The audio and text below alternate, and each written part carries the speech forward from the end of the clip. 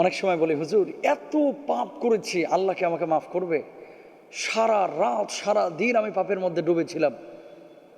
আপনি বলছেন এত পাপ করেছি, আল্লাহ আমাকে মাফ করবে কিনা? আর আল্লাহ বলছেন কি, লা তাকনাতু মির রহমাতিল্লাহ, আল্লাহর রহমত থেকে নিরাশ হইস না, আল্লাহর রহম থেকে নিরাশ হয়েও না। আল্লাহ সুবহানাহু ওয়া তাআলা স্পষ্টভাবে বলেছেন, আমার রহম থেকে নিরাশ হয়েও না। আল্লাহর কাছে বলেন, রাতের অন্ধকারে আল্লাহ 20 বছর পাপ করেছি, আল্লাহ 30 বছর পাপ করেছি, এবার একটু কান্না করেন। কান্না করে চোখের পানিটা ছেড়ে দেন।